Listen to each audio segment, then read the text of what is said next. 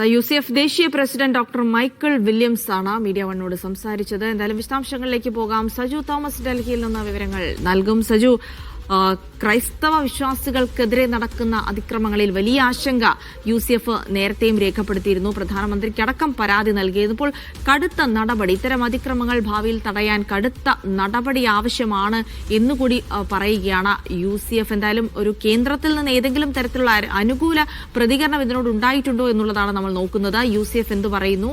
ഇതിന്മേൽ എന്തെങ്കിലും നടപടി പ്രതീക്ഷിക്കുന്നുണ്ടോ സജി?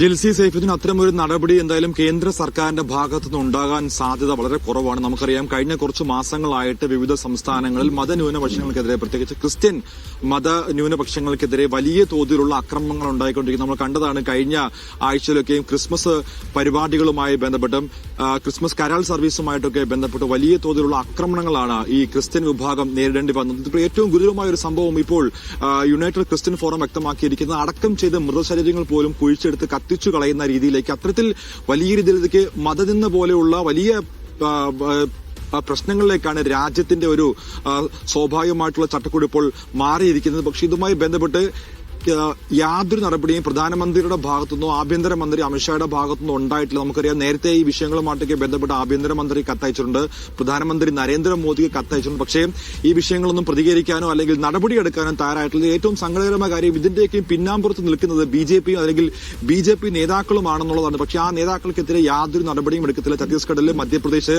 രാജസ്ഥാൻ, ഒഡീഷ അടക്കമുള്ള സംസ്ഥാനങ്ങൾ നമ്മൾ കണ്ടതാണ്. കഴിഞ്ഞ കുറച്ച് മാസങ്ങളായിട്ട് വലിയ തോതിലുള്ള അക്രമങ്ങളാണ് വൈദികർക്ക് അതോടൊപ്പം തന്നെ മതവിശ്വാസികൾക്കും നേരിടേണ്ടി വന്നിട്ടുള്ളത്. ഇത് ഏറ്റവും ഗുരുതരമായ സംഭവം ഇപ്പോൾ UCF ചൂണ്ടിക്കാണിക്കുന്നത്, അതായത് അടക്കം ചെയ്ത മൃതശരീരങ്ങൾ അവിടെ നിന്നും കുഴിച്ചെടുത്ത് മറ്റൊരു സ്ഥലത്ത് കൊണ്ടുപോയി കത്തിച്ചു കളയുന്ന രീതിയിലേക്ക് പോലും വലിയ തോതിൽ അക്രമ സംഭവങ്ങൾ പോലും ഉണ്ടാകുന്ന ഒരു സംഭവത്തിലേക്കാണ് ഇപ്പോൾ രാജ്യം പോയിക്കൊണ്ടിരിക്കുന്നത്. ഇതിൽ എന്തുകൊണ്ട് നടപടിയെടുക്കുന്നില്ല എന്നാണ് ഈ മതന്യൂനപക്ഷങ്ങളും പ്രത്യേകിച്ച് ക്രിസ്ത്യൻ സംഘടനകളും കഴിഞ്ഞ കുറച്ച് നാളുകളായി ചോദിച്ചുകൊണ്ടിരിക്കുന്നത്. പക്ഷേ യാതൊരു നടപടിയും കേന്ദ്ര സർക്കാരിന്റെ ഭാഗത്തുനിന്നുണ്ടായിട്ടില്ല. BJP സർക്കാർ ഭരിക്കുന്ന അല്ലെങ്കിൽ ഡബിൾ എഞ്ചിൻ സർക്കാർ ഭരിക്കുന്ന എല്ലാ സംസ്ഥാനങ്ങളിലും മതന്യൂനപക്ഷങ്ങൾ നേരിടുന്നത് ഒരേപോലത്തെ അല്ലെങ്കിൽ ഒരുപോലെയുള്ള സംഭവങ്ങൾ. അതുപോലെ ക്രിസ്ത്യൻസ് ആയിക്കോട്ടെ, മുസ്ലിംസ് ആയിക്കോട്ടെ, ഇതര മതസ്ഥരോട് ഇത്തരത്തിൽ അനുകമ്പാപൂർണമല്ലാത്ത രീതിയിലേക്കുള്ള ഒരു സമീപനം അല്ലെങ്കിൽ ഭൂരിപക്ഷം ഒരു നിയന്ത്രണം ഏറ്റെടുക്കുന്ന രീതിയിലേക്കുള്ള ഒരു സമീപനം ഒരു ജനാധിപത്യ രാജ്യത്തിന് ഭൂഷണമല്ല എന്ന് എന്തുകൊണ്ട് ഇവർ മനസ്സിലാക്കുന്നില്ല എന്നുള്ളതാണ് വൈദികരടക്കം ചോദിക്കുന്നത്. പക്ഷെ അപ്പോഴും ക്രിസ്ത്യൻ മതമേലധ്യക്ഷന്മാരെ ഇത്തരത്തിലുള്ള